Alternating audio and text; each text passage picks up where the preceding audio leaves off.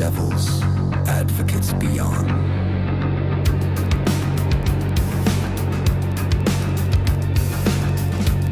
Where mystery meets reality. And nothing is ever quite what it seems. In the shadows where secrets hide, following clues skeptics deny, ancient symbols carved into stone, calling the curious further from home. Tarot cards scattered across the floor, whispers of rituals behind closed doors. Coincidence or part of a plan? Questions that no one can understand. Are they codes? Are they clues? Or maybe stories that we choose? Supernatural mysteries, ghosts that haunt our histories, magic hidden in plain sight, something waiting in the night, aliens watching from above, religion searching for the truth of love, reality stranger than we've been shown. We're chasing the unknown.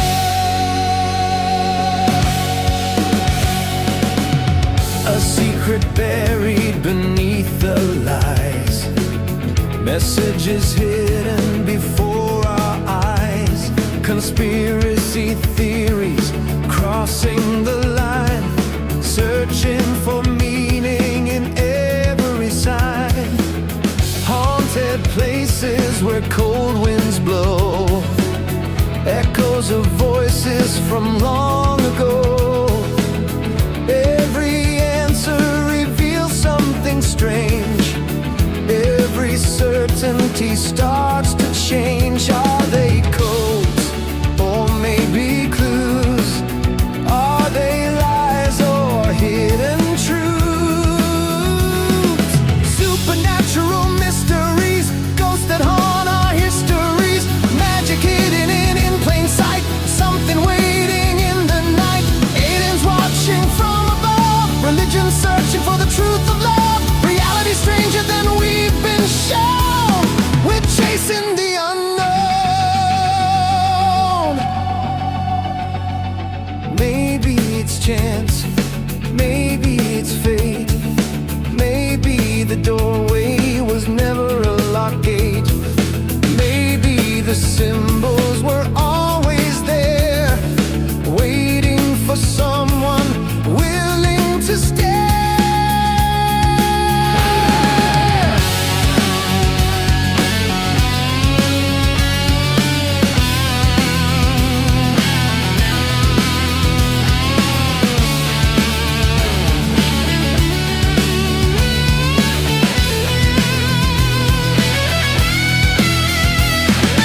Supernatural mysteries, ghosts and hidden histories, magic woven through the night, shadows dancing in the light, aliens, angels, saints and signs, crossing the boundaries of space and time. Every secret lingers on, devil's advocates beyond.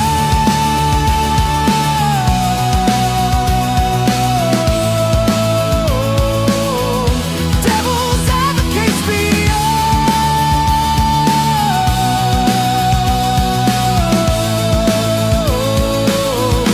Devil's advocates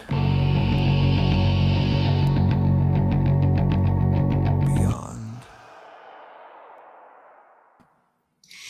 All right, welcome to the Beyond channel, and I hope you enjoy the new kind of like sizzle adventure with, as we call him, Alex and Paradox the Rabbit. I was pretty excited that we are able to get the same kind of character, since so many people thought that that dude looked pretty good. I hope he came off the same way that he looked the first time. I don't know. What do you think? All right, what do you guys? How you doing, Robin? How you doing? Good to see you. Hey, I'm all right, doing great. Good to be here with you again.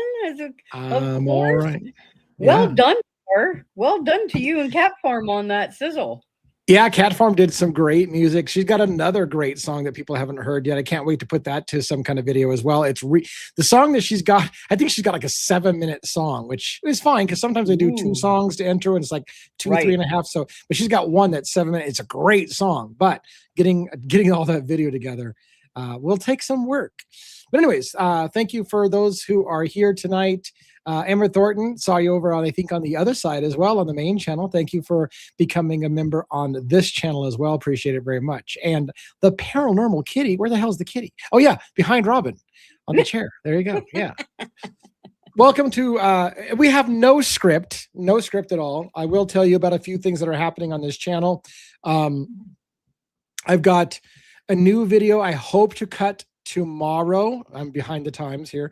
A new video I hope to cut tomorrow for the Book of Enoch series, which has been going pretty strong. I think I'm on part 6, maybe, of the 6, I Book of believe. Enoch. Yeah. So Yeah. I'm gonna try to get us all the way through the entire Book of Enoch. If you're interested in that book, I hope you enjoy the commentary for those who are watching that.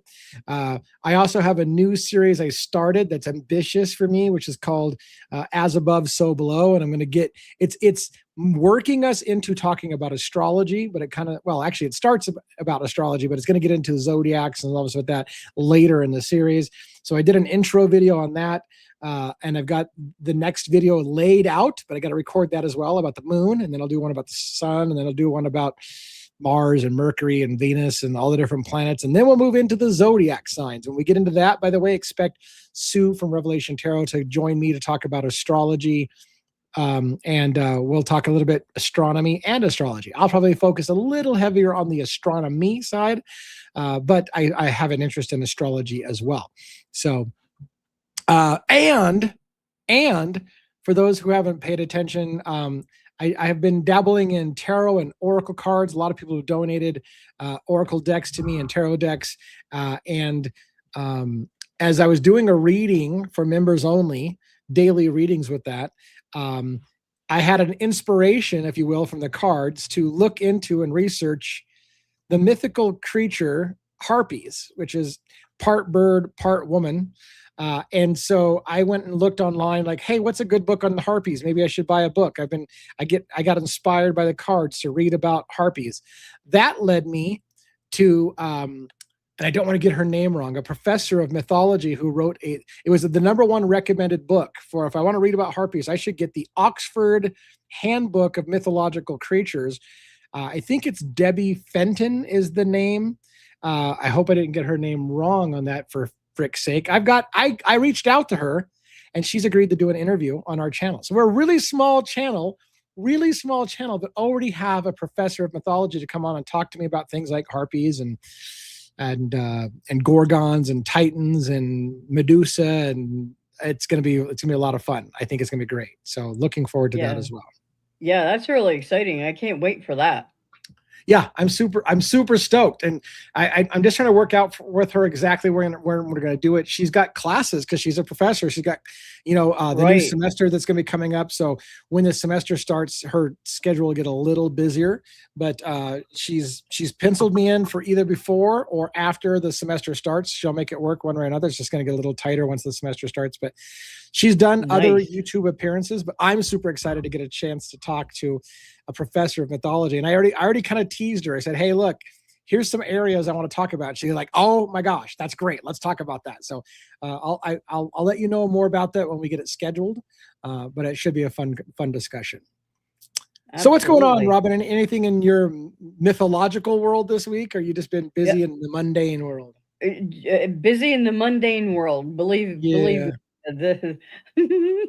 I get it. The job that's about as mundane as it can get. But let me tell you. Yeah. Well, I'm kind of, in fact, I have been a little bit stuck in the mundane world as well, because I used to do daily tarot readings with each deck, and I haven't done it for a couple days. So I started a new deck, which was the Arcanum deck, which is a great deck for learning tarot because it helps with the traditional reading.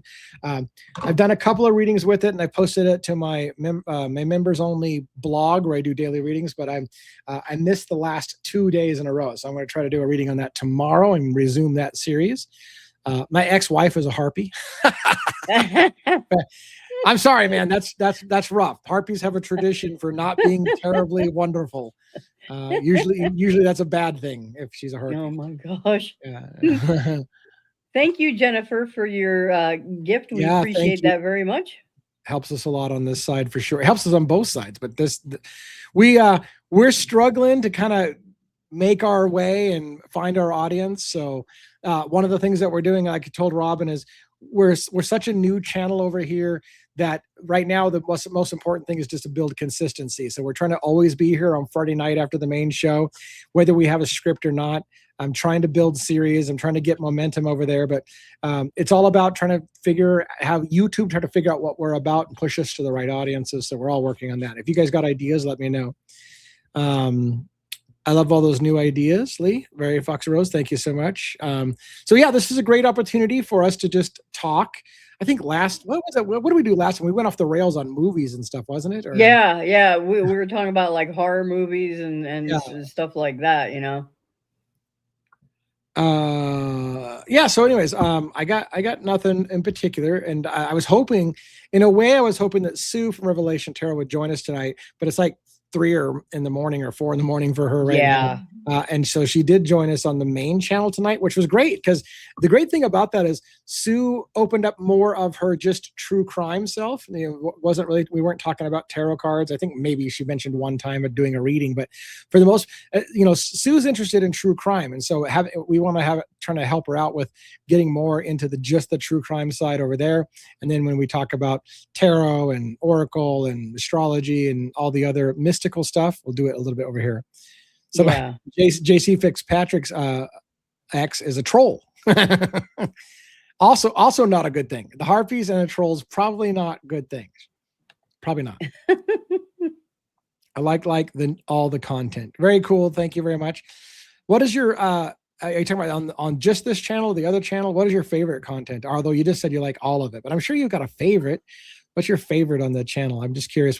I'm curious. You know what? By the way, Robin, we talked about this a little bit, but I did that introduction to the Arcanum deck, and a really weird thing happened with the analytics.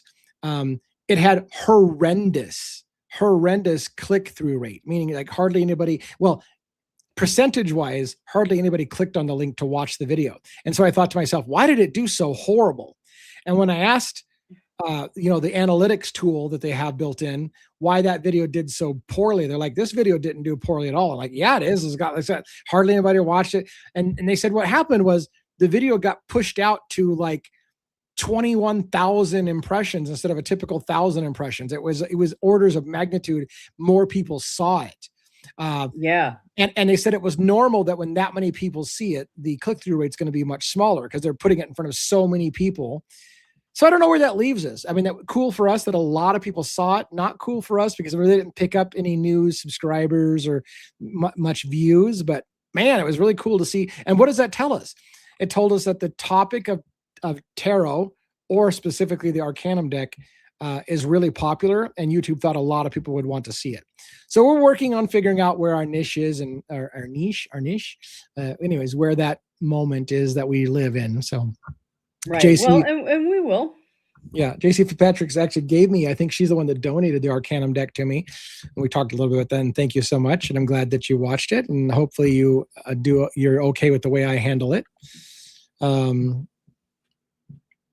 Let's see. I learned something with every podcast. That's what I like best. Very cool. Very cool. Yeah, that was an excellent video. I like hearing your reactions to each of the cards. As far as like what kind of like emotional pull they might have on you. Yeah. I can't remember if I did that. I did a public. I usually don't do every card for the public. I do that on members only. So I can't. Did I publish it for members only with every card talked about? I don't even think I did every card on that one.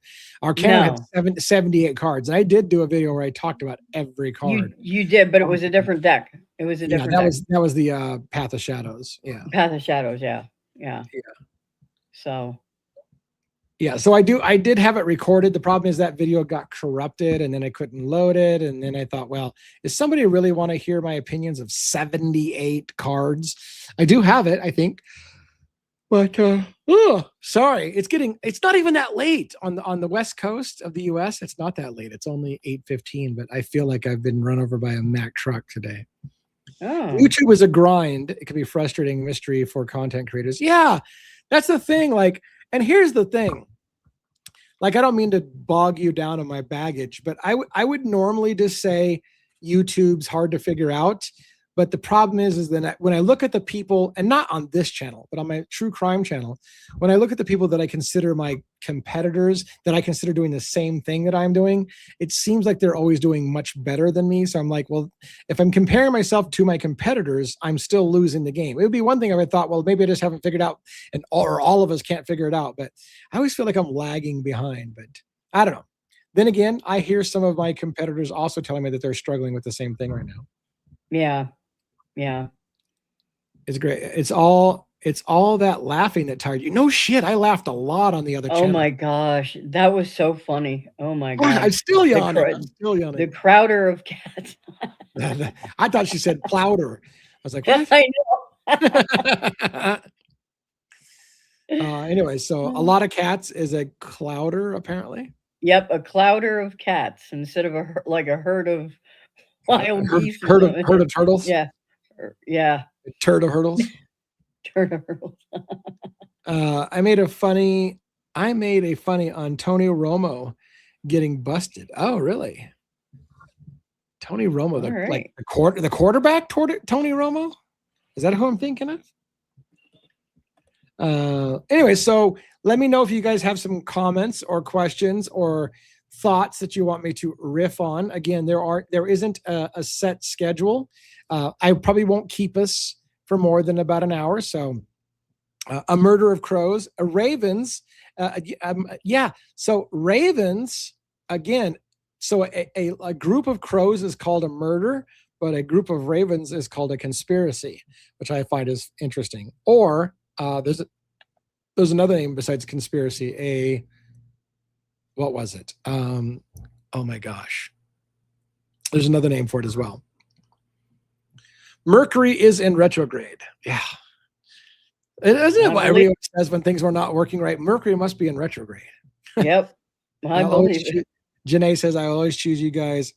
Who else would make a song for a dog apologizing for calling her a pig? I know. Like I see, we do things a little different here. Crows are my favorite bird. Yeah.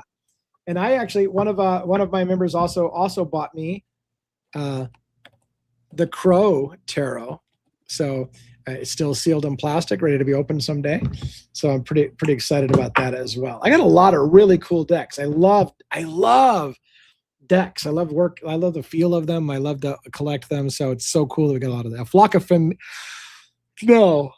flock of flamingos is a flamboyance. That's a joke, right? Is it? No, tell me that's gotta be a joke, right? A flamboyance, or is it really true? That's funny. Hello, Microdot. Welcome. Essie, welcome. I know you've been here since the beginning, and Essie was also on the other channel, and Essie does moderation for us on both channels. So a conspiracy or an unkindness. Yes, unkindness is another name for a group of ravens. There you go. What an interesting thing, an unkindness. I wonder how that came about. Ravens are very cool.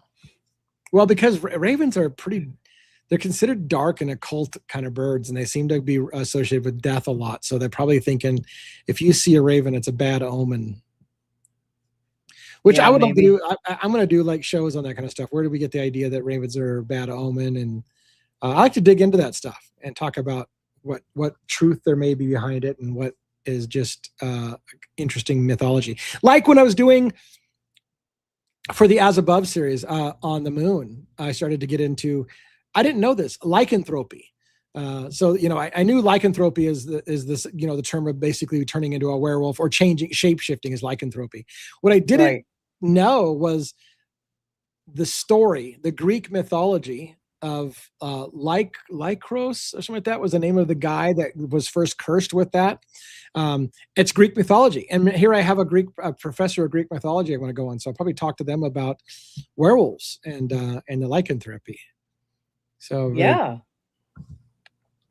I love that's learning. going to be great. An unkindness is coming from Old English ideas that viewed ravens as such harsh or yeah, like ravens get a harsh. They're the coolest birds. They're super smart. They're super smart. 0.03 degrees is the tilt axis of rotation of the Earth. So that's also in my video as well, by the way, on the moon that's coming up, is how the moon helps actually keep the Earth in its axial tilt and stabilizes it so that we have our seasons and doesn't get out of wobble and all that. Of Mercury. Okay, Mercury. Was that what you're talking about, Foxy? The tilt of the axis. Okay. Conspiracy reflects old folklore inking the smart birds to secrets and trickery. Yeah, like I believe that. I believe that's true. I might dig into a little bit more of that because I love that kind of stuff. Learning about it in the history. Yeah, other questions, comments, concerns? 27.5 Earth axes. What's that one? 27.5. That sounds like the moon. 27.5 days is the sidereal, I think, rotation of the moon, which is basically how it is in relation to stars. What's going to happen when the moon drifts away? Eventually, and that's going to be a fuck ton long time. So the moon apparently drifts away from the Earth at about 0.3 centimeters or something like that, or maybe it's even 0.03, which make a big difference every year. Eventually, what'll happen, in theory, is it'll break away from the Earth's gravitational pull and not be tied to the Earth, and might float off into space in its own rotation or orbit, maybe becoming more attracted to the sun and orbiting around the sun's gravitational pull instead of the Earth. I don't know, but that's the idea, is that it'll probably break out of, and that's the weird thing. And I'm going to talk. You're stealing the thunder from my moon article, or my moon video, which is that whole the moon is in a crazy position to do extremely unique things to this planet that almost would lead somebody to believe that it couldn't have happened by pure chance. Like that moon had to have been placed exactly where it is to create our tides, to create life on Earth, to keep the seasons where they are. And without that moon, our planet would not have life on it. And then you have to ask yourself, was that planet artificially placed there? Is it proof of God, a divine being who knew that they had to put this right here? Like, it leads to a lot of questions. Is that just coincidence? Are we just on the planet that coincidentally was primed for life, or was it manufactured and the moon was placed there to make our gravitational pull, to make it so that we could seed life on Earth? Yeah. That's going to be great. So get it out. I want to see it already. DA, can we discuss astrological studies of serial killers' birth charts? Oh, wow. Ooh. Yeah, let me put that on the list. That's a great one. Thank you. Let me do that.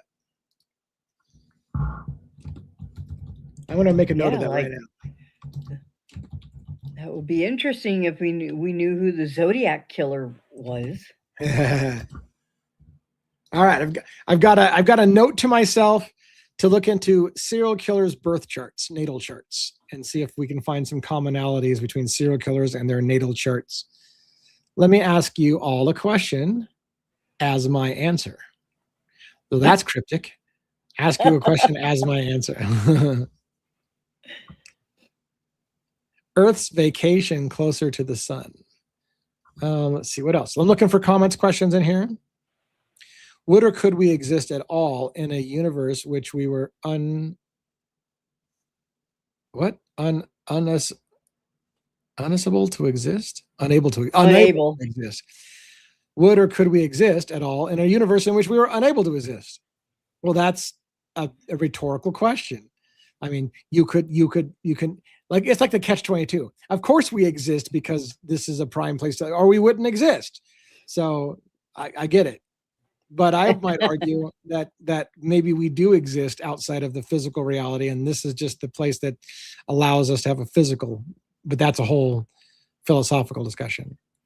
Kellis 33. I saw an interesting theory that the zodiac was Michael Aquino. What? Michael Aquino? I don't know that one. I haven't heard this.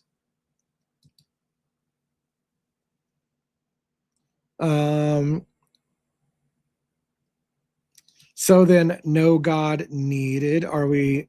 We are here. Well, yes, the existential question about whether or not we're just randomly here because this is where, we're here because this is where life was allowed to exist because of random circumstances, or are we here because somebody created the correct circumstances to make life? That is a question that people fight over and go to war about. We need the moon to stay put for Earth's survival. Yeah, correct. I believe that's all going to be in. Look, we're all stealing my. I don't have to do the moon video. We've already talked about it all tonight. Our soul still exists after these bodies are gone. Yeah, that is a spiritual philosophical thing that we ponder a lot as well here. Yep, meat suits. Or if a friend of mine who would say, we're just stardust. We're just stardust that came together. And there's a lot of ways to look at reality. I probably look at reality a little bit different after my spiritual awakening.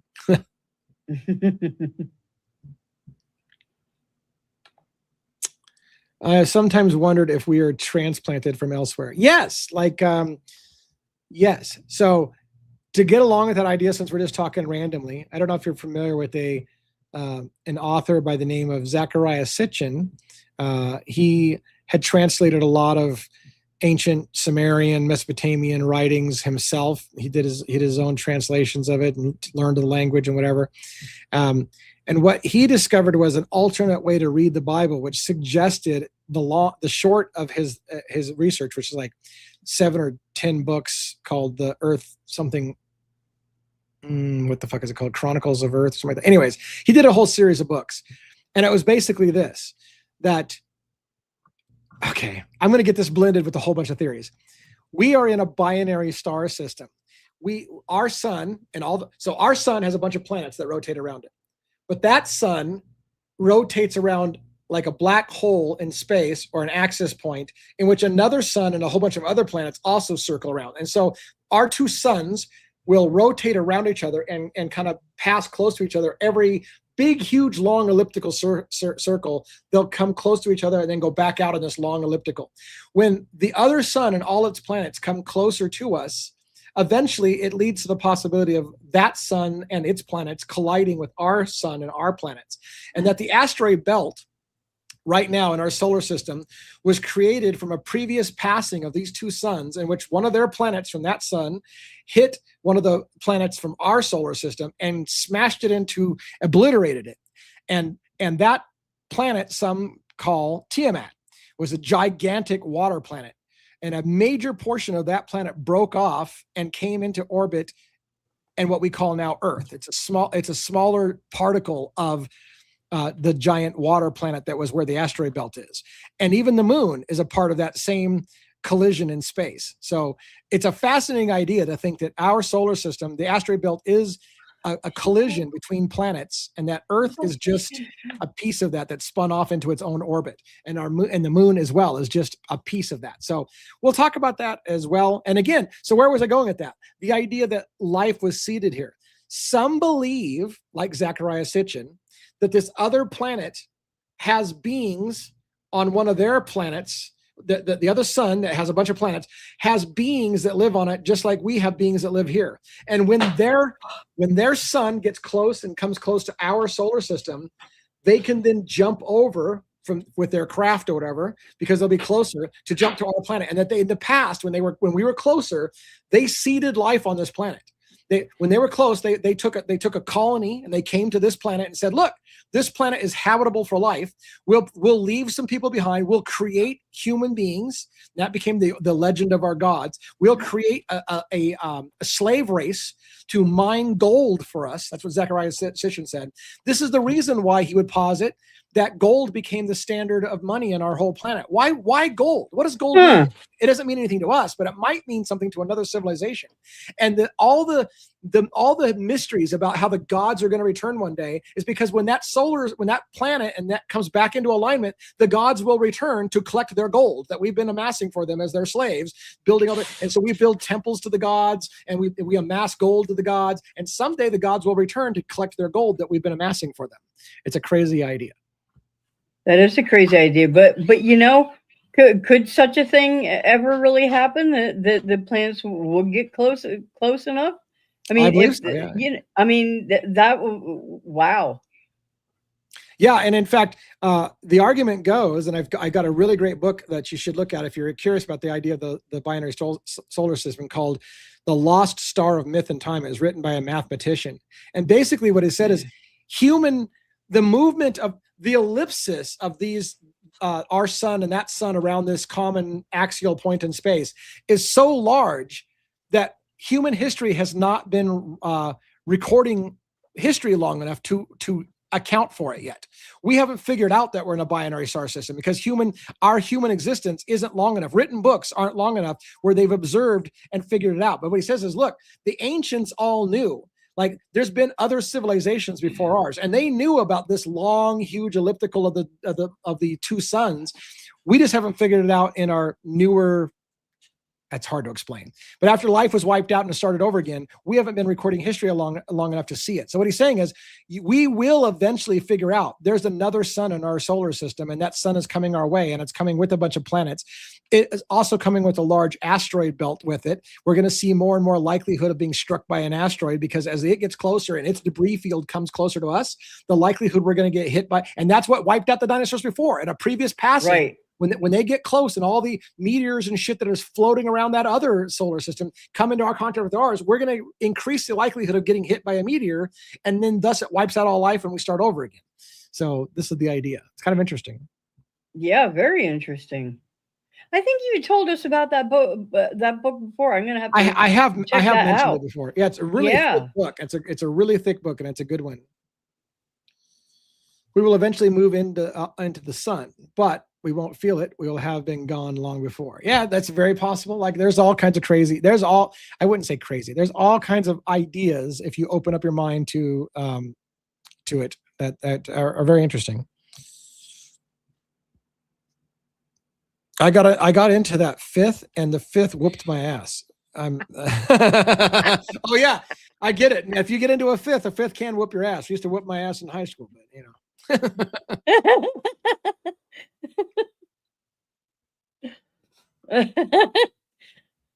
The binary sun would explain a lot. Yeah, and in fact, here's the great thing. I don't want to bug everybody because I don't even know that I could explain it. But the Lost Star of Myth and Time, which is a great book written by a mathematician, and I'm not a mathematician. What he basically says is this. I've said it all before, but I'm going to say it again. What he claims is, to this day, NASA, for example, if they want to try to send a spaceship to the moon for whatever, they have to constantly recalculate everything because there's something missing in their equation. So they recalculate it all the time and have to do recalculations to get it right. The reason why, according to my armchair understanding of the lost star of myth and time, the reason why they have to recalculate it is because science has not yet accepted that we're in a binary star system. So they've got this idea that the reason why the zodiac moves around us the way it is because our Earth wobbles. So they say our Earth wobbles all the time. And because we're on this wobble, that's what causes what's called the precession of the equinox. Why it looks like we're always the over, 13,000 years, every 2,300 years approximately, a new sign in the heavens will be the predominant sign. And it's a 13,000 year cycle. And science currently says that's caused because of a wobble in the Earth that causes the precession of the equinox.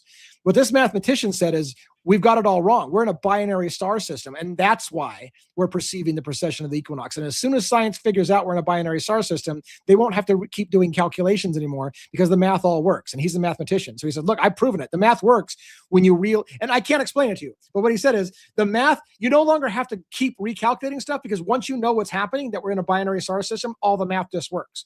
But because science still hasn't accepted that we're in a binary star system, that they recalculate all the time to do planetary jumps and stuff like that. So it's pretty interesting shit. Yeah. Hello, Davey White. Hello, Alsh. Yeah, I've got that book. I might even have that book on my shelf behind me, but yeah. I love I didn't read it all because I'm not a mathematician, but I read enough that I was like, oh my God, Becky. This is amazing. Let me see if I can find this real quick. Not that it matters, but. And the guy that does the book, by the way, he does a regular rotation every year of like the Binary Research Institute, where he goes around trying to convince scientists that we are in a binary star system. In fact, what he would argue is the majority of stars in our solar system are binary stars. It's like 80% of all stars in the star system are binary star systems. It's more likely that we're in a binary star system than not. But yet somehow science hasn't accepted that we're in a binary star system. And again, I'm, yeah. Well, why would that be so hard for them?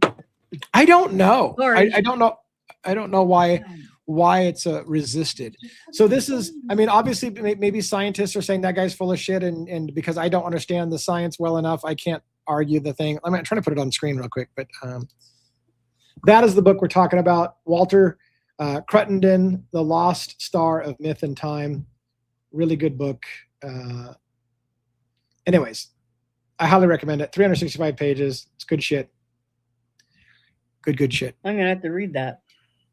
Yeah, I don't remember it being terribly boring. The only problem with it is it's a lot of math.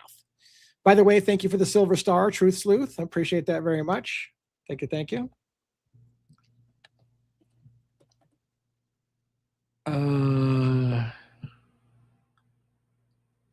They want you to think that you're not where you really are. Yeah. Even stars like to shack up. See, that's what I'm saying. Even stars like, yeah. And Sirius, right? Sirius, A and B, right? That's a binary star system as well. And for the longest time, I think Sirius was thought as one star. And then they realized, hey, Sirius has another star. Like, if you get far enough out, it's perceived to us as one ball of light. But if you're able to zoom in on it, you'll realize it's two stars that are circling each other. And because it's so far away, it appears as one. Wow.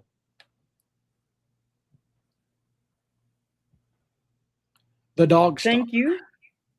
Thank you for that as well. So dropping some gifts. Thank you for the gold coin. Appreciate that very much. So yeah, any other questions, comments, things you want to talk about? Davey, you want to come up and bullshit with me on camera? You're welcome to do that. Have we thrown the link out there tonight? We should throw a link out there. Nope, I will throw that out there now. Invite Davey up because sometimes we just bullshit and hang out. And if he wants to do that again, he can do that for a little bit. My favorite star is the dog star. I think the second star in from the end of the Big Dipper. Isn't the Big Dipper no, Orion's belt. Does the Big Dipper tie into Orion's belt? I don't remember if it does or not.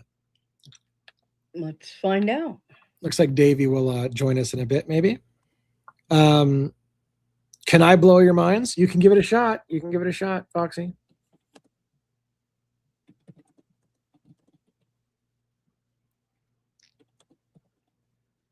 So there's a lot of things that I'm super curious about in the world, and I'm trying not to come across as if I'm the authority on these things. I'm curious, and I'll share with you what I understand. And if somebody can change my mind, I'm not set in stone on what I believe. I have a lot of study behind me on different things, so I've got ideas, but we also get indoctrinated, and then we have a hard time moving from what we believe. So I try to keep open-minded about things. The Big Dipper is not part of Orion's Orion. belt. Okay, yeah. I think it does it. There's a part that I think it points. I want to say there's something to do with the Big Dipper that you can find something. I don't know. It's weird. Maybe I'm just. Anyways, They're in completely different parts of the night sky. okay. They're both asterisms, which Yeah. is and the Big Dipper is actually part of Ursa Major, the Great Bear. Yeah. And Orion's belt, though, is made up of course, the three stars. I can't pronounce them. The belt. Alnitak, Alnilam, and Mintaka. And it's one of the easiest patterns to recognize. Hold on. But I wonder, they're in different constellations and are separated by a large distance across the sky. Why would people? I'm looking. I think I formulated the question the way it's gonna.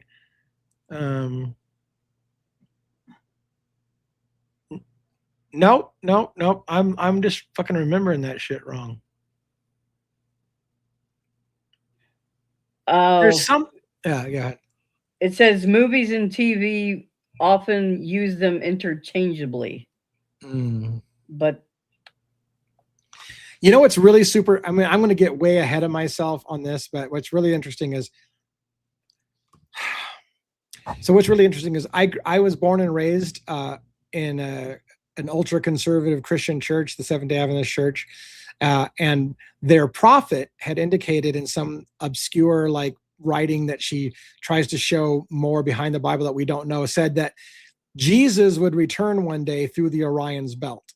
And that always stuck on my mind. Like, why through the Orion's belt? And then I found out that all kinds of other civilizations said that the gods came to Earth through the Orion's belt.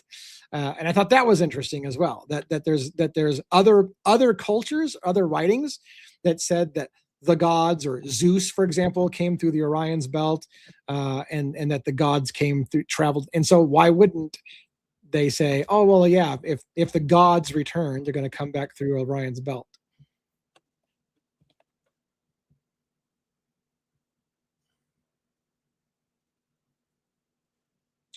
Queen of Jokers, which part?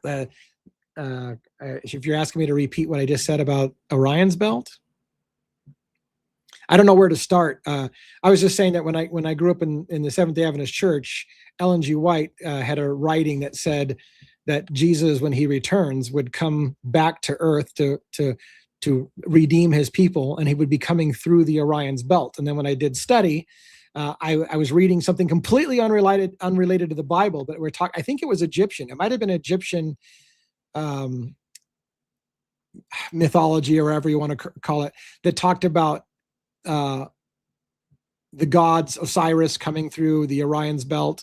And so I found it interesting that other cultures were talking about that as well. Hold on, let me see. Let me just quick here.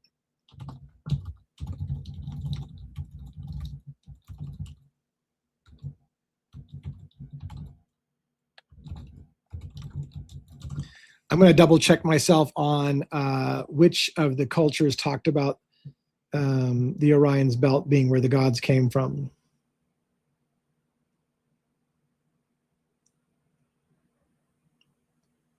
I have all this weird knowledge that I've collected over the years, and it sticks with me because I'm like, oh my God, isn't that interesting? That's what they said.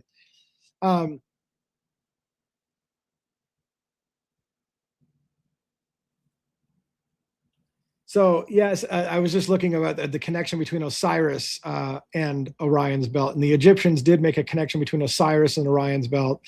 It's not specifically, it said it was a figure called Sa, who was usually identified with Orion. Sa became closely associated with Osiris. The ancient pyramids describe a deceased king who rises up to the skies as Orion and connects to the transformational direction with Osiris.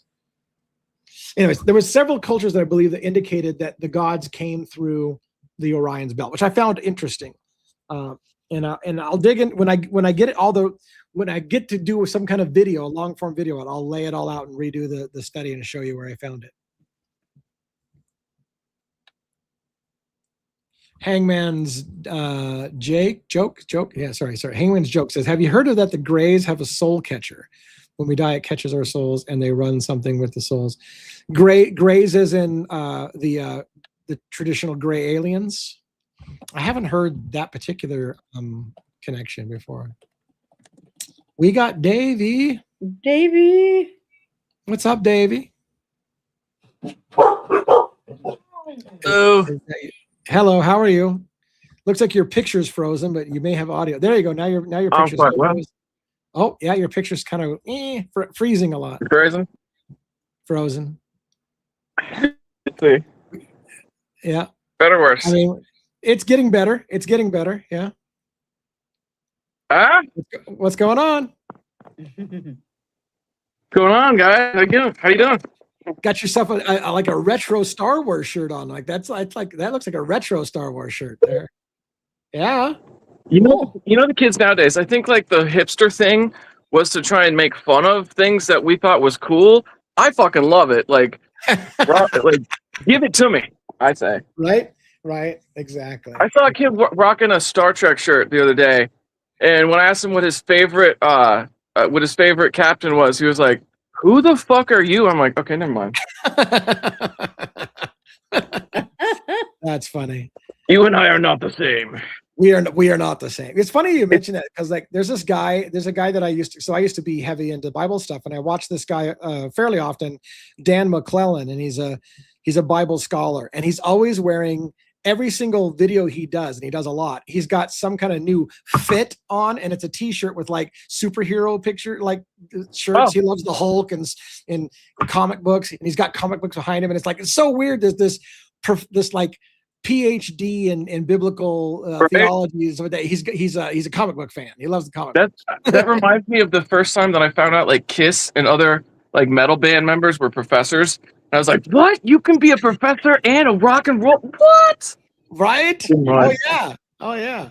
That's a bunch of good Jewish boys there in Kiss too. That blew my mind when I was growing up. Like they're Jewish? Like, yeah, they're a bunch of they don't even do drugs. I'm like, what do you mean Kiss doesn't do drugs? Those guys have to be loaded. Like, no, they're like they're really good guys. Apparently they like to fuck a lot. Well, the other thing is, have you heard about the Laurel Canyon CIA conspiracy tie-in? Yeah, I'm sure. I mean, Laurel Canyon has been like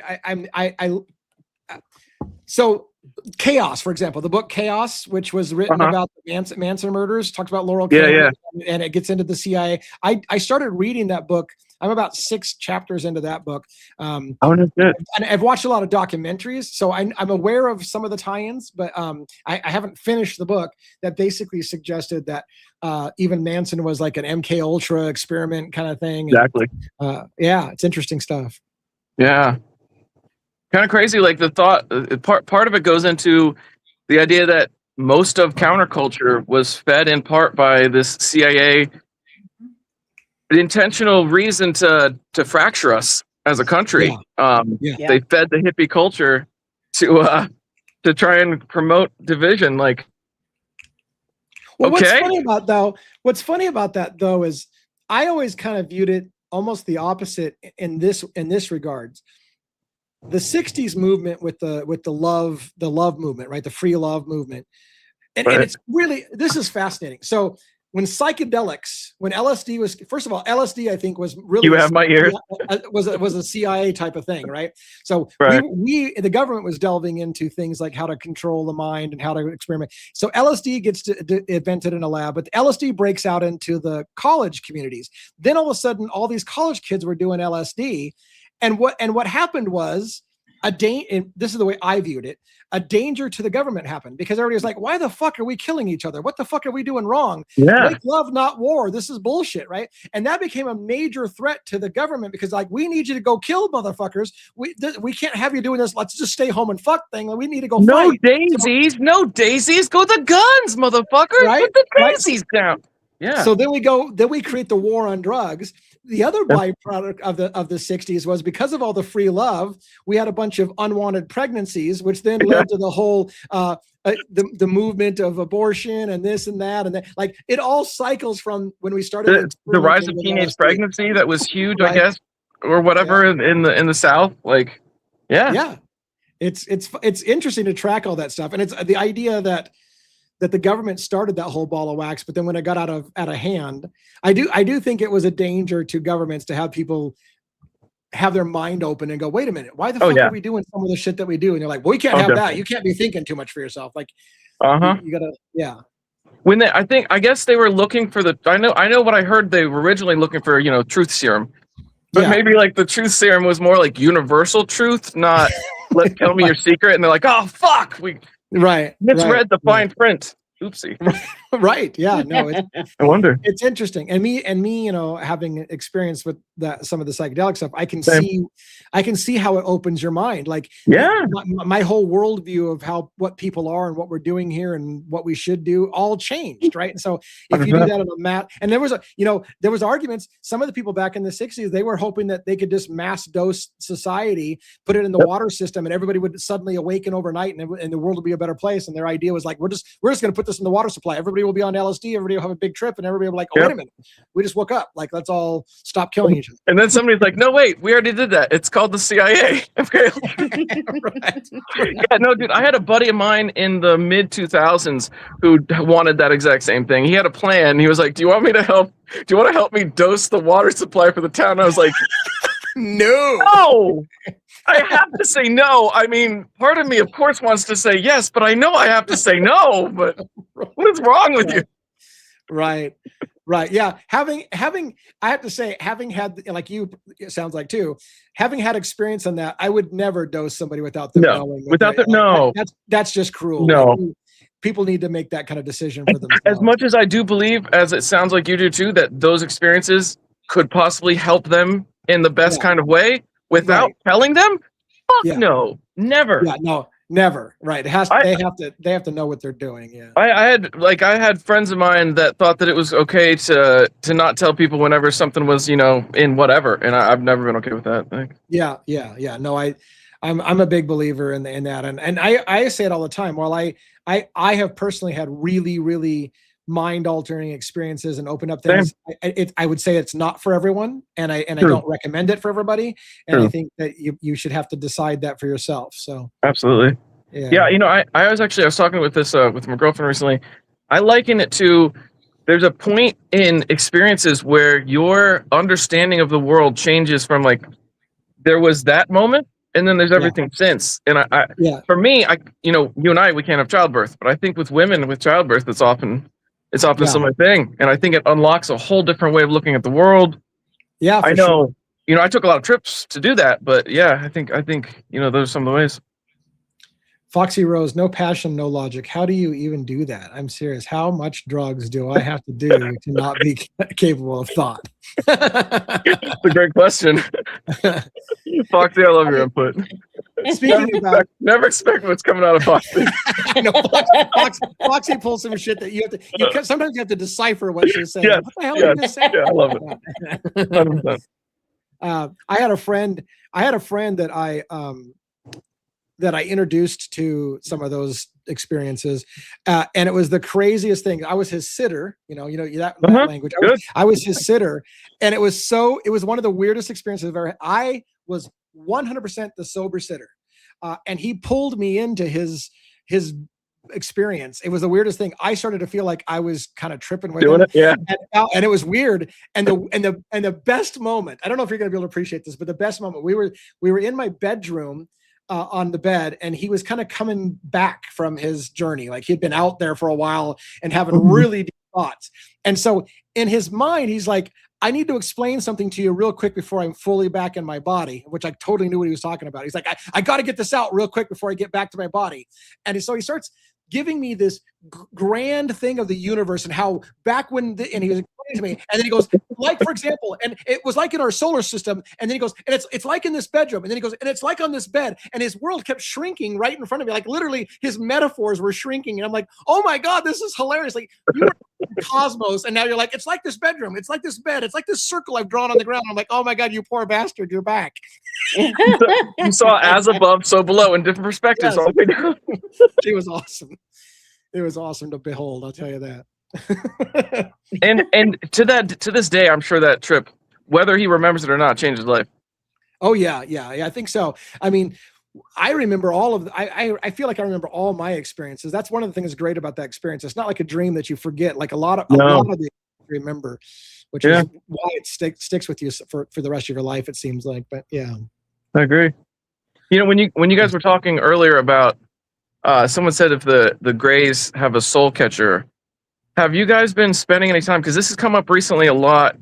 I mean, in the past like 3 months or so, and it's kind of a subject that to me I didn't touch it at first. Like when I first came up about this about 3 or 4 years ago, I didn't touch it.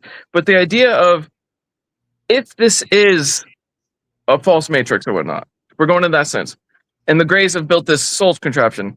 What if they did build a false light projector, and that the first thing that you see when you come out, is this false light that you're actually supposed to reject, supposed to turn away from, and say, no, I own my sovereignty as a soul. I will not be coerced or misled or cajoled into, Have you heard about that?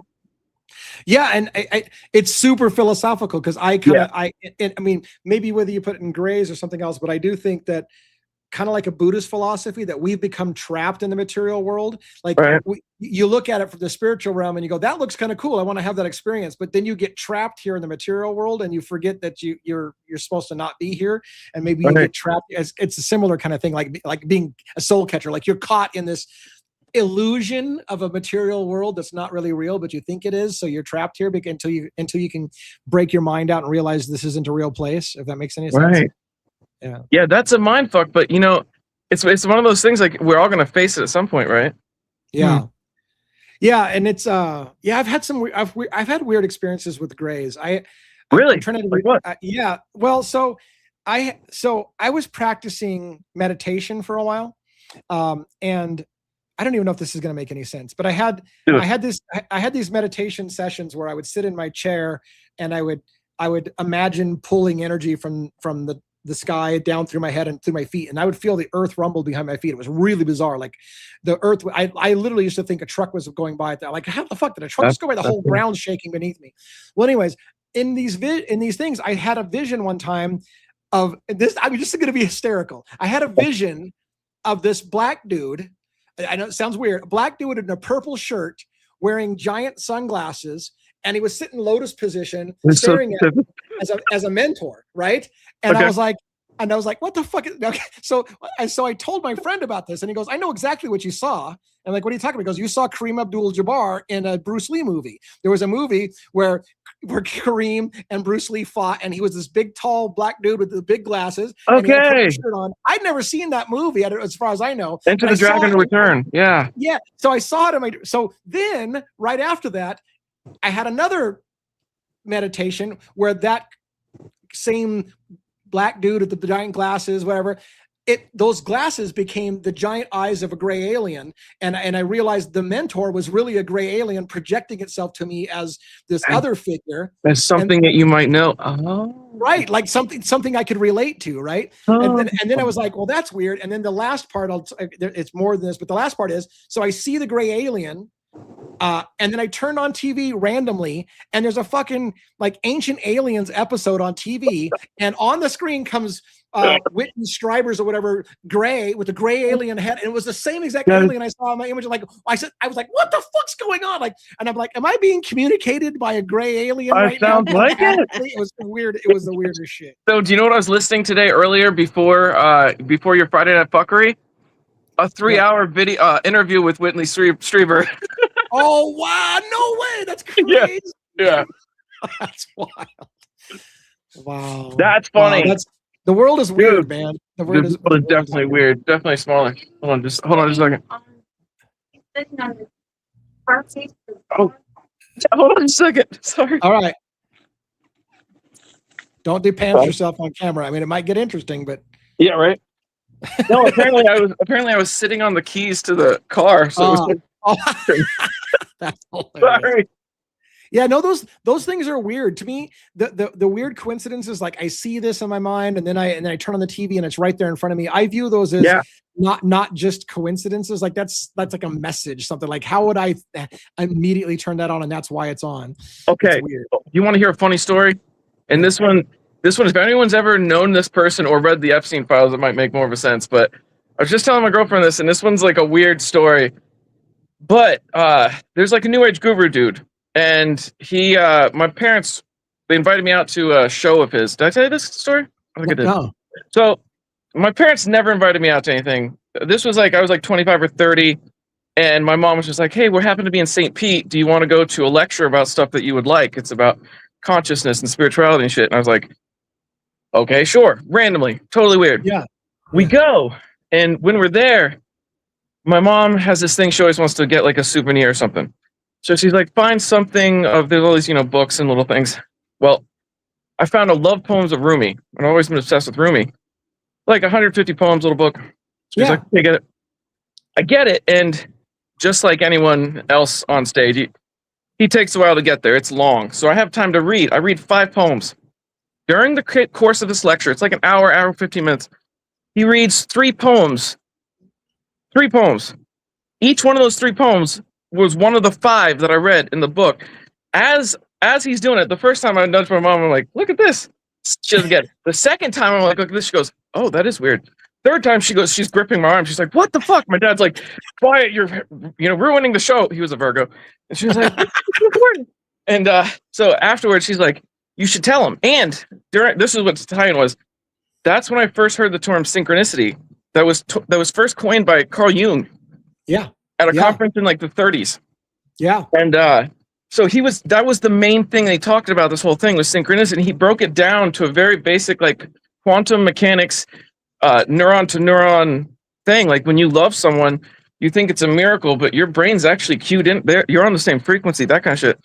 Yeah. So I go up to him and like it's over, and my mom's like, you gotta go tell him. You gotta tell him. I'm like, now this guy's like a guru. He's got like cougars that are just oh my god, I have to talk to you just so I can, just crazy, insane. And there's like 2 tables. Well, one of the tables has like nobody behind it and like no books. The other table has like all these books and memorabilia and like 30 people. And my mom's like, you should wait in line. I'm like, first off, Dad's not going to wait in that line. He's pulling up the car. I'm not going to wait in the line. And it's weird. It'd be one thing. And she's like, you should just try. What if he comes to this table, the other one that I'm standing at, which there's 2 people at, no books, obviously not gonna sit there. What do you know? He fucking sits there. and so like, we're getting these mean mug stares from the 30, 40 cougars that are just like, what are you doing? He's behind. And so the first person comes, he says, blah, blah, blah, you sign something. Second person, third person, he stands up. I shit you not. He stands up and he goes, oh my God, I never thought I'd see you here. It's so good to see you again, old friend. I'm like, what? Fuck? And I'm looking like, I don't know you do. He's like, I was like, these 3 poems, he's like, don't worry. There's so much more to see. There's so much more. It's just so good to see you. Don't give up. And I was like, what the fuck? And he wrote in here, to my best friend, so great to see you again after all these lifetimes. Wow. Holy shit. Swear to God. And, hands me the book and I walk away. I'm like, what the fuck? My mom watching from a few feet away was like, Davey, that was weird. And I'm like, yeah, no shit. And she's like, when your dad comes, go with him, but I'll watch. She said she watched for 30 minutes because it took a while for her dad to get there. 30 minutes. She said he didn't act like that to anyone. He didn't stand up. He didn't shake their hand. He didn't look them in the eye. So I thought one of 2 things. One, like, maybe we know each other from a previous life or some shit. What the fuck? What the crazy? 2, maybe he just gets off on doing this crazy shit to people. He just finds a kid who looks like he's gullible. He's like, this is a Piscean. I can get this guy. He'll probably say it for years. He'll probably tell people decades from now. Guess what? Wow. I don't know. No, that's now since the Epstein files have turned out, it's possible too. I don't know. Maybe you want to recruit me and suck on my pineal gland or some shit. Who knows? That's wild. No, that's insane. That would be a life-changing coincidence for me as well. That's nuts. So now anytime I hear synchronicities, that's what I just ring out synchronicities. Yeah. Wow. It reminds me, by the way, of a story. I'm a skeptic by nature, but my wife and I went to one time in my life, I went to a UFO conference in San Francisco. And I don't usually go to those things, but I was curious, and I'm kind of big into the disclosure thing, and I want to know about what's in the skies and stuff like that. Yep. And this guy told a story, and the way he told it was so believable. He was telling us, and he was super emotional about it. Like so he had a best buddy.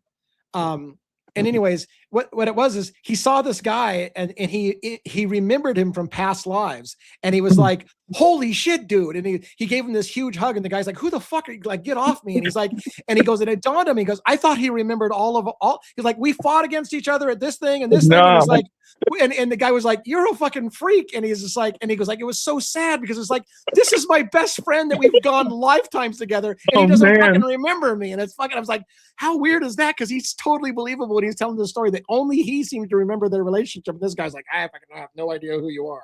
That is funny. That is funny. Yeah, that's nuts. But anyways, that kind of shit's mind-boggling. I like I said, your experience that would stick with me probably the rest of my life for sure. Yeah, that's crazy. Nobody wants to have poetry too, so it definitely fit. You know. Yeah, no, that's great. That's great. I never really got into Rumi too much for some reason. I know everybody loves Rumi, but I've read a bit of it, and it didn't impact me as much as other people. That's a little rude to say in front of me. Well, hey, I mean, you know, it's all good. I'm sure you don't take it personally. But yeah, I still like the idea that he just fucks with kids. So. Yeah, I like that as well. Like, I'll wait to this. I can see a sucker written on him. Wait till I do this, dude. Like, good to see you. Like, whoa. Dude, I've been so gullible in my life too. Like when you say skeptic, I find that to be like the most important aspect. Like, I do have my hand in a lot of crazy places and interesting things that a lot of people would consider insane. But to be honest, like my first thought is always like, how is this bullshit? My second thought is this could probably still be fabricated. My third thought is usually there's still an explanation, you know? Yeah.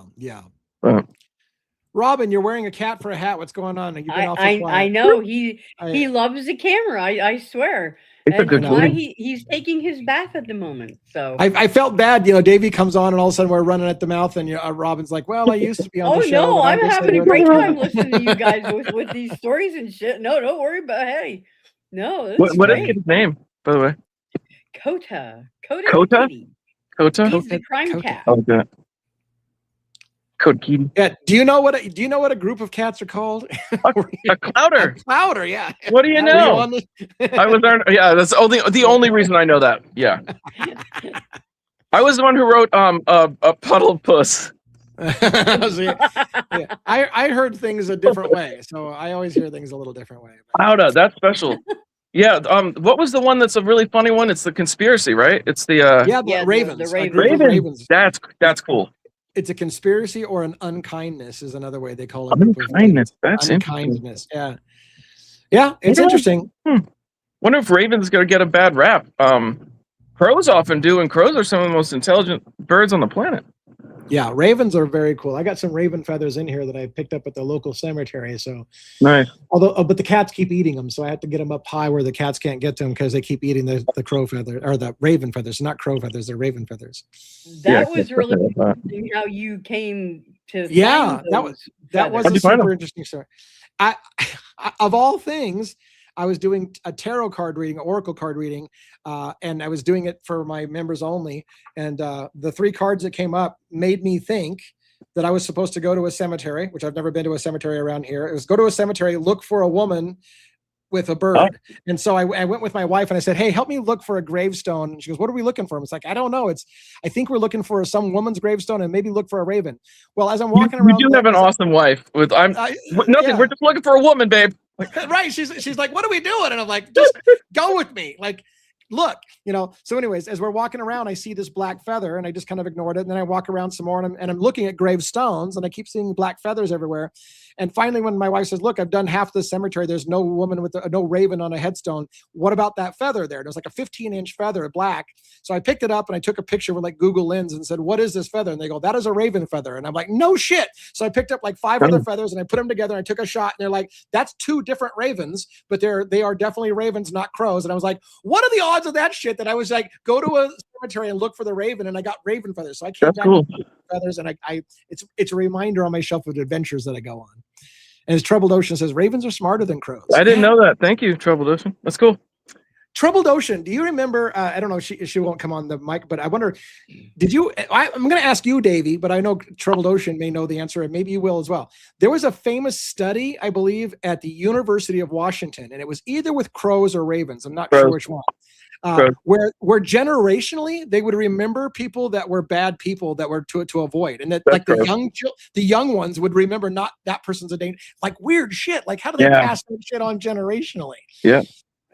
And there was a story of a crow family that would watch this lady, and this lady she had this like, she did like hot air balloon or something like that, and so she would travel good distances. Well, the crows would follow her. One day she lost her house keys, like 30 miles away or something like that. Wow! And the crow actually picked it up and flew it back, and her keys were sitting on like her front lawn, like as she drove in. Wow. Yeah, I've heard all the stories that if you befriend, and maybe crows too, but like with ravens and whatever, that they'll bring you trinkets, they'll bring you little things and little jewelry and shit, and they'll bring you things. Also, I think it was crows. I think it was ravens. I think was, and Troubled Ocean is going to know all this because she's obsessed about it. But one of those, I think it's ravens, were one of the only birds that would invent games to play. Like they would take a tinfoil ball, and then they would like kick it back and forth and play games. Like they would like develop a game to play with things. It was like, cool. How the fuck do the birds like play games and shit? It's just weird. Here's my question. Maybe Troubled Ocean knows this too. What is the difference? I thought ravens were just larger than crows, but they're basically like the same thing. Is that not so? I think it's the same kind of family, the Ovis family or whatever, but they're different. They're different species. Like the crows definitely are smaller. Ravens are much bigger. Yeah. Okay. But I don't know how they're like cousins or whatever. I don't know how you exactly say it, but they're in the same kind of like branch, but they're different. Same but different. Same but different. I like it. Yeah, I do remember seeing some study where ravens were pushing balls into things with their beaks and stuff, and they were able to like gauge exactly. Yeah, they were playing like little games. Yeah. They're fascinating. They fascinate me. And we've got a lot of them around here. Troubled Ocean's been trying to convince me like it would be really, really hard to befriend one, but if you could, it would be the coolest fucking thing ever. Like it would be. Wouldn't it be like the coolest thing ever? Like, I got a raven that's my friend. Like, don't fuck with me. I got ravens watching over my back. That's right. Yeah. I can call down the thunder. I got ravens. Rhonda, my wife says, I saw a video where a crow was sledding on a snowy roof. You should play that video. Oh yeah. Was that? Yeah. I think I know what you're talking about. I wonder if I can find that. It was a crow though, right? You said? Oh yeah. Look at that. I type in crow sledding into YouTube, and the first thing comes is crow sledding on a roof. A crow invents snowboarding. I'm trying to find which one to watch. Hold on. Right. So I don't know if that's not a crow. That's not really a crow. Hold on. Unless there's a crow that's. Hold on. This is a different one. Hold on. Stand by, because this might be worth the wait. All right. Hold on. This may be a good one. Let's do this. I'm going to put it on screen. Add to stage. Let's put this here. All right, let's play. That might be a raven. Is that a raven? Look at the curved beak. That's a raven. That looks like a raven, maybe. But the tail, I thought ravens' tails were more triangular, like a kind of like a blade. So maybe that is a crow. Is that crow or a raven? Tell me, everybody. It's like a raven beak, isn't it? That's great. Oh yeah, he caught some half pipe on that one. Oh, he's gonna do it again. Oh my god, he's gonna do it again. It's like, oh, that was fun. Check this out. That's awesome.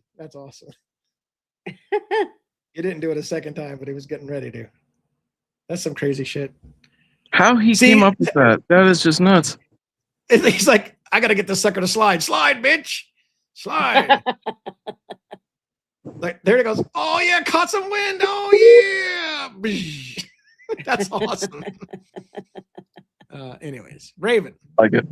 I think it was a raven. Yeah. Hey Lee, check Teams a second. All right.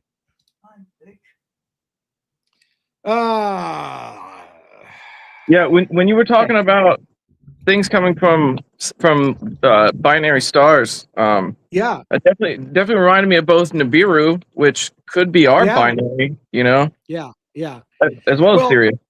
Yeah. yes, I think that, and see, and it's been so long since I've done it. The idea that one of those planets crosses over, so like one of their planets crosses over our rings, right? And so and they used to call that the planet of the crossing. And there's a lot of people that think that that's where the idea of the Holy Cross came from. Oh my God, I've heard that. Yeah.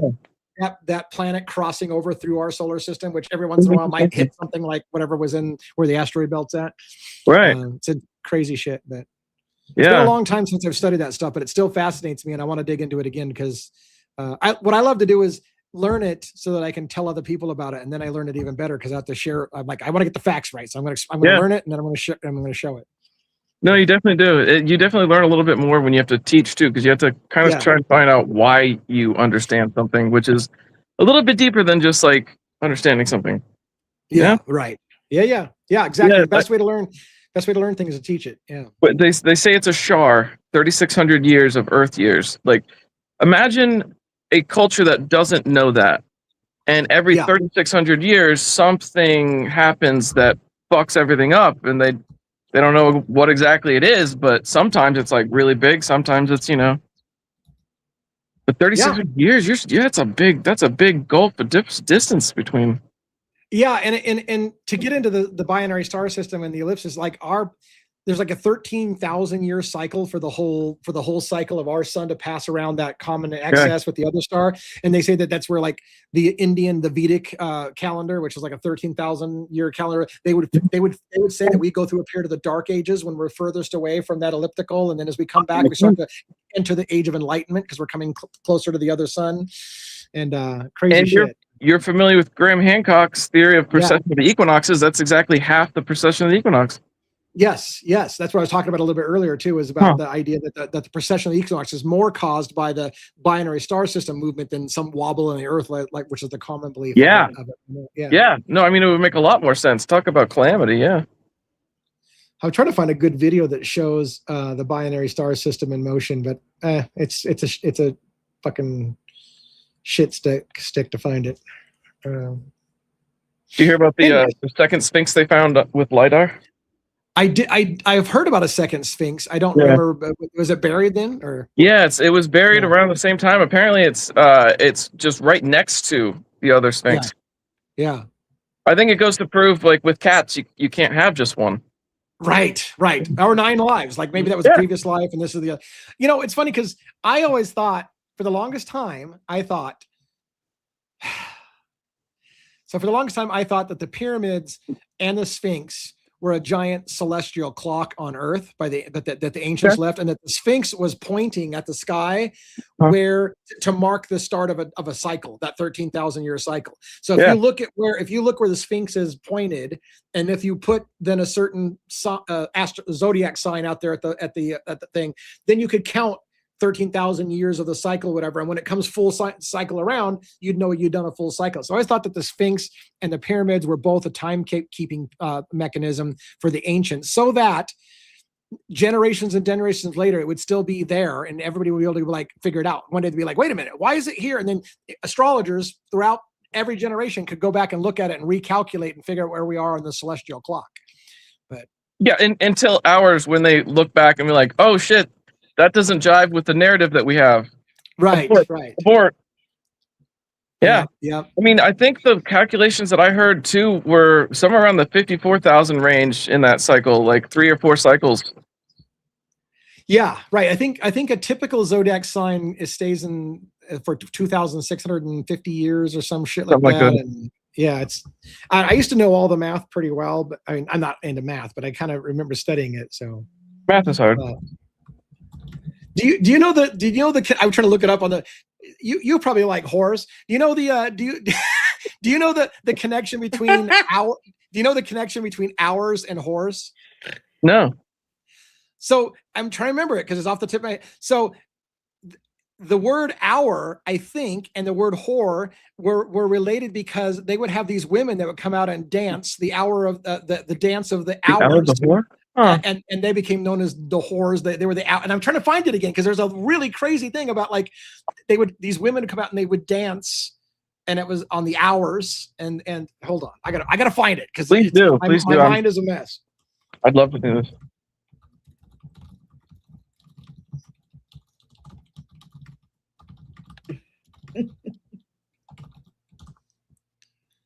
Hold on. I'm going to find it. Although I should have probably asked Grok because ChatGPT doesn't like whores. Only Grok likes whores. Grok's the whores. Let me see if I can find it though. Grok does not have problems with things like that. Grok is anything goes. Like, we don't do whores here. They are ladies of the night. Okay, so the dance of the hours comes from an Italian dance delle or a ballet. So that's not what I was thinking of. Because hours can sound like whores in some accents, or when deliberately pronounced that way, the dance of the hours easily became the joke of the dance of the whores. So maybe it's not a mythology thing. It's a completely, I heard whore and I heard hour and I said, that's fucking awesome. I got excited.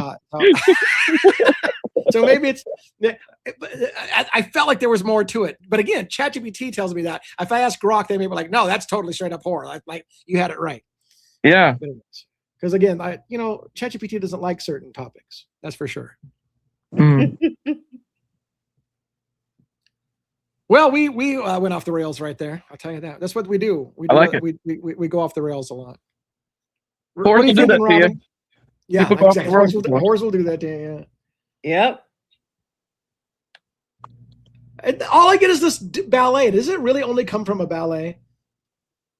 The word hour comes from an Old French and the Latin ora or hora, or the Greek hora, meaning a season, a period, or an appointed time. Hor comes from an unrelated Germanic word, which refers to a prostitute or sexually immoral woman. They seem way too close to not be related. But apparently that's just an urban legend. Now my fucking whole life has just been ruined with that. Well, that changes everything. Right? Speaking of, did you hear about the new CERN Mandelas that may or may not be? I just did a video and I got some people that were so upset because one of them, I swear I looked up and now it's back. But have you heard about them? No. Like since the 29th, apparently some people think that there's new Mandelas. Like apparently every time they shut them off or turn it on, shit happens. Oh, yeah. Like they're just fucking with our timelines. They don't really know. Well, the thing that really got me with this one was Chick-fil-A having a K, like chick with a K. I always remember being a C. C-I-C-K. Yeah. That was mine, because I always just looked at it and say Chic-fil-A. Anyway. The second one, and this one blows my mind, and I don't know how anyone gets this one, but in I Love Lucy, whenever Lucy would fuck up, what would Ricky Ricardo say? Lucy, you have some explaining to do. Yeah, right? Yeah, no, right. Apparently the closest he ever came was, Lucy, do you have an explanation to give me? No, stop. Come on now. I looked it up. Apparently they claim he never said, Lucy, you have some explaining to do. Oh my God, I hate Mandela effects. Yeah. What? Lucy, I looked it up this afternoon. You got some explaining to do. And they say apparently no, he never said that. He just hinted at bullshit. I remember that fucking phrase. Oh my gosh, I can't handle Mandela effects. Yeah, those really make you wonder. So yeah, I found several. I found several videos. One's called "Did CERN's shutdown trigger new Mandela effects?" from 2 days ago. Huh. You know what? We should watch some of this. Do it. Let's do this. Let's try this. We'll just we won't do the watch the whole thing, but I'll put some of this on here real quick. Lucy, we got some explaining to. Come on, man. That's got to be it. Just like the Luke, I am your father. I know that one blew my mind too. I am your father. It never said that. They never said. Oh, the other one, and this one's messed up. Is in Scary Movie #1, the I see dead people. The reference was I see white people because that was funny, right? They even have a clip of him saying, "No, he never said that. He said dead people." No, you didn't, Marlon Wayans. Fuck you. All right, you ready for this? Yeah. Are you ready? Okay, this is blowing my mind. So there's this new Mandela effect people are noticing in Willy Wonka and the chocolate bar, the Gene Wilder one. Not this one. In the scene where Charlie is gifted a Wonka candy from his grandpa, do you recall what that candy actually is? If you're like me and anyone else, you'd guess it was a Wonka bar, as Charlie and his family are hoping he opens it to reveal a golden ticket, which, spoiler alert, it's not. But if you take a closer look at it, you see that it's actually not even a Wonka bar at all. It looks to be a moon pie. Actually, it's called a Whipple Scrumptious Fudge Mellow Delight. So if CERN's reaching shut down, there has to be new Mandela. What? No, they're fucking our childhood. That's got to be blatant, man. Whipple, water, blah, blah, blah, blah, blah. Come here. It's gonna be a Whipple fucking chocolate ball. What the fuck? All right, let's keep. This Marshmallow is entertainment right Mandela effects that have popped up. Here are the ones that have surfaced so far. I'm going to need all of This my looks fucked up. other millennials, even boomers, to the front line, please. Okay, the Mandela effect has sent me for loops on many. Wait a minute. So they're gonna say that Bewitched never twinkled her nose? Exactly. They say it's her mouth now. What the? Well, Yeah. Watch. Yeah.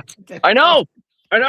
occasions, but this newest one, Bewitched, who has not tried to make their nose twitch?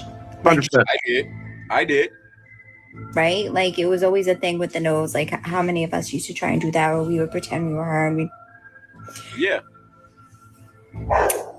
Now her nose doesn't twitch. Go look at every single Bewitched. Go Google it right now. Bewitched nose twitching. It's not now it's her mouth that twitches. is that their dog or your dog, Robin? No, that's not. That must That's be their theirs. dog? It's not ours. All right. Not her nose. The dog's pissed off too. This has got to stop. This is absolutely Just show insane. it. Go ahead. Go Google it right now. Go Google it. You're not going to find her twitching that nose anymore. Now it's So she's apparently not going to show it. She's just going to talk about it. That one's kind of annoying. We got. Oh wait, is this it? Oh yeah, here we go. I was like, how long are they going to take to get to the nose twitch? Hold on. YouTube search. Bewitched twitch her nose. Tell me why she ain't twitching her nose. She's literally her lips. I'm like, are you kidding me? That was the thing. She would twitch her nose. Like I remember watching. I used to love watching Bewitched as a kid. I watched every single episode. Didn't miss a single one.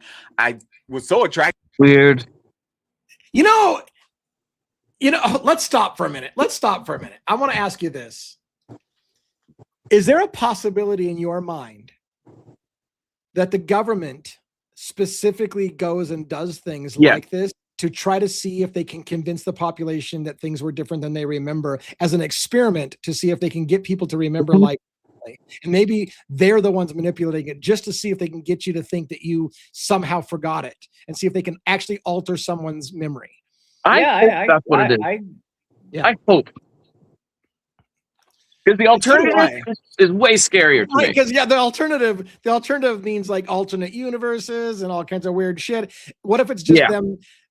And look, I'll tell. This is a side tangent, but I did a study back in 2012 on the Aurora, Colorado shooting, and one of the the shooter, James Holmes, was doing a study. He actually did a presentation. It's on YouTube. You can still look at it, on temporal illusion. And it was about how we can get people to have false memories, to remember things that didn't happen. So that was back in 2012. And he was doing a study for a research paper on temporal illusion and how you can get people to believe that they have a memory of something that never happened. So is our government pulling off some kind of massive, see if they can get the whole society to believe something happened that didn't actually happen? Weird. You have to think there's got to be that possibility, and in some ways I would hope. Wow. Are we going to look at any more of these? Crazy. Or just want to? Yeah.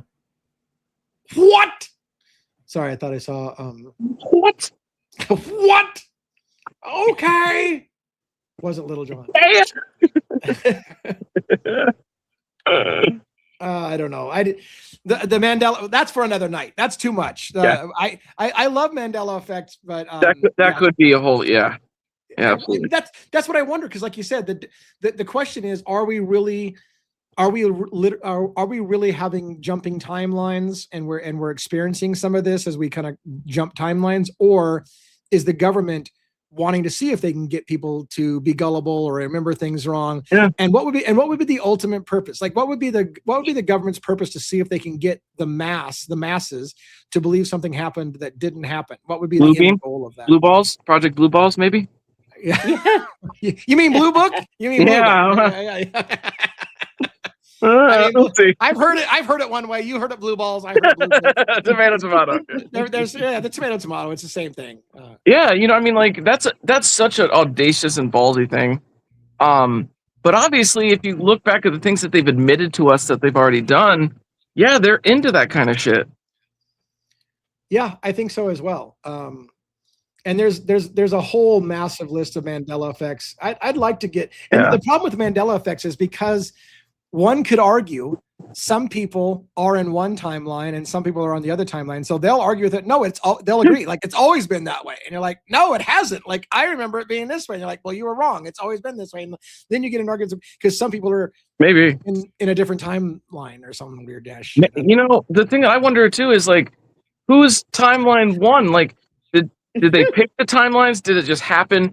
Like, if timeline jumping is what's going on, with that's a hard thing for a lot of people. It should be. That's a mind fuck, but it makes your mind soup. But if that's what's going on, like, do they have control over this? Is there a mechanism of control? Are they just blow, spaghetti on the wall, see what sticks blindly? Like, there was a really good on purpose. Have you ever watched the show Black Mirror? Yeah, my ex just my one of my exes just tried to get me to watch it, and my girlfriend now told me to watch it. So I think I need to.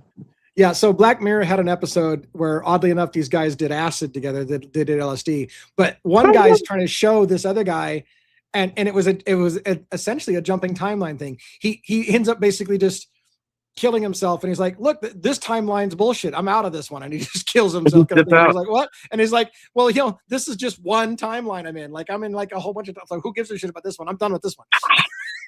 Yeah, you remember that reminds me of the old show, Jet Li the old movie. Yeah. He went and killed every one of his ones. Yeah. Yes. Yeah. I am Eula. Yeah. I am nobody's bitch. My own motherfucker. Yeah. Fuck. That was a good show. Yeah. Anyways, yeah. Speaking of the idea of timelines too, though, I did. This is something I came across a little while ago, and it seems to be true to me now. Is that maybe like the choices that we make on a regular basis, some that we don't even notice we're making. What if those are some of the little subtle things that do flip us onto certain timelines? And every now and again, like when we sleep or something like that, we kind of reset. And maybe CERN just found a way to overdo that. Right. I'm going to try to find a clip for you real quick because Troubled Ocean just made me think about the many worlds interpretation quantum mechanics. Yeah. Let me see if I can find something for you real quick. I think I might be able to find this. Secretary. Stranger Things. Good old Stranger Things. Yeah. So what I remember was the Secretary of Department of Energy was on a talk show like Ellen DeGeneres or something like that. And they were talking about and they were talking about Stranger Things, the TV show. And she and the talk show host said, "Have you seen this show, Stranger Things?" And he's like, "Of course I have. Everybody has." And she said something. Is any of that true? Is there government research programs or whatever? And he deadpanned without joking, said, "Yes, absolutely. There are absolutely multiple dimensions, and we know about multiple dimensions, and we study them on a regular basis." And he wasn't kidding. Like he was just like, and the audience was kind of like, "What the fuck did he just say?" He's just like, "Oh yeah, we know about multiple dimensions and alternate universes. Like we study it." And I'm trying to find that clip for you because it was like one of those like, did he just say that just dead straight faced, like not joking about it? Like, yeah, we know about that. Oh man, I can't find it. Damn it. Of course I can't find things. Hold on. We do that. Why do I suck at it? It's probably a Mandela effect. I probably never really happened. I'm just remembering it happened. You never know. You never know. The government implanted that in my head so I'd remember it and look like a jackass. There you go. Oh well. Now I fried you with a dew and a special frequency dew to like zap your mind right there. Yeah. I love how in the Dergs they had to admit, like, yeah, no, we have directed energy weapons. We've had them for a little while. Yeah, sure, we can do crazy things with them, but you don't need to know about that. We'll just put them all in these little documents. Don't read them. Yeah. Oh well, I can never find shit when I need to. But right? Yeah, it's just like the first time I way back in the day when I read a United Nations charter where it was way back in the day where you had to agree if you're a part of the United Nations not to use weather changing technology on each other as countries. Yeah. And I'm like, why would you put that into your charter if it didn't exist? Like It's almost admitting you can do it because you're saying, hey, let's not use weather control shit on each other. All right. Yep. Like, well, then you're admitting you do it. Because, that is 100% the exact same thing as last year. I think it was August of last year. Good old Florida Governor Ron DeSantis. He said, we will no longer allow weather modifications in the Florida skies. And everyone's like, I'm sorry, did you say no longer? He's like, yes, we will no longer do it. You're welcome. Like, the no longer thing. We'd like to use like case closed. Yeah. Like, can we back up to the no longer? Like, how long has it been going on? Yeah, exactly. Crazy shit. And then did you hear about in the same vein, real fast, there was a hidden mic like camera dude who broke into the WEC at Davos, and he was talking to a couple of leaders of I think he's a Vanguard or BlackRock, and he was asking him like, how are we doing on the weather modification? And the guy was like, oh, it's great now. Did you see what that earthquake that we just caused and blah blah blah? And the guy's like, please tell me more. And he's like, oh yeah, it's amazing. Just order it. It's perfectly easy to. And the guy was like, yeah, he got caught on it. You'll have to look it up. If you come across that, let me know. I'll do the same.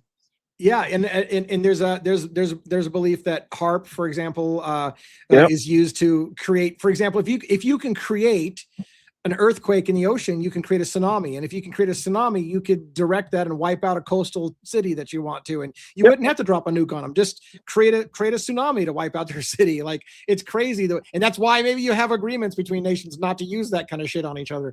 Well, it'll just look like an act of God, but maybe it was an act of. And then when that act of God happens, maybe you and your friends can swoop up and help all the people by buying up their land cheap so they don't have to worry about it anymore. Right.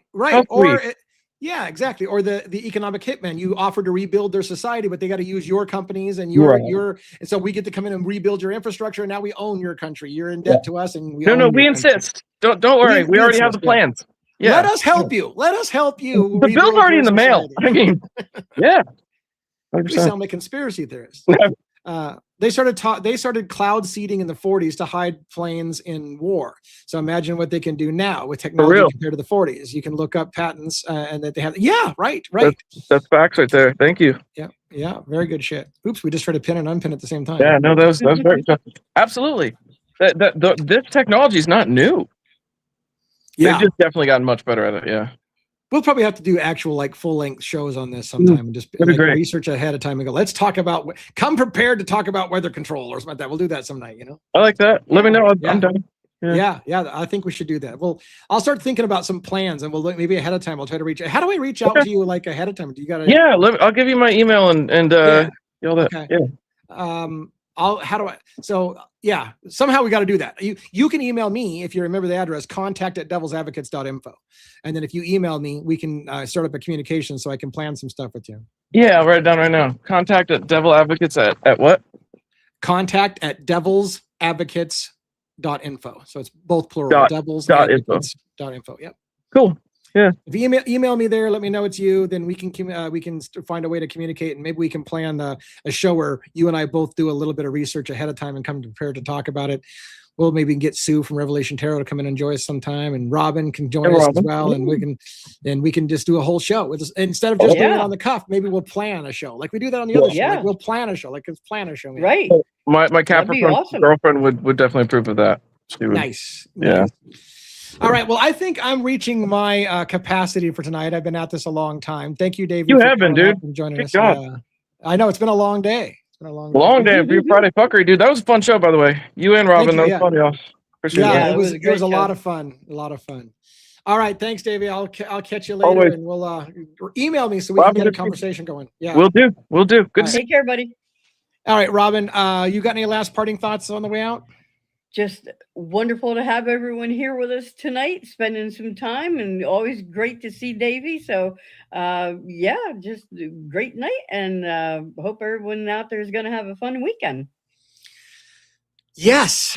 Do I get a weekend? I get one day off, and not even sure if I get that day off. But yeah, so we're kind of in the weekend, and I don't feel like I'm in the weekend. But yeah, I hope everybody else has a good weekend. I hope you get to take time off. We don't take time off, but I hope you get to take time off. So, and you don't have work tomorrow, do you, Robin? You're off? No, we're going to meet one in That's family. right. That's right. So cool. Yeah. Yep. My wife also now gets no days off. She's working every single day of the week. So, ha ha! Welcome to my world, because that's what I do every single day of the week. All right. Have a great night, everybody. Thanks for coming. And I will see you again on this show at least next Friday night, if not sooner, because I got long form videos coming out this week.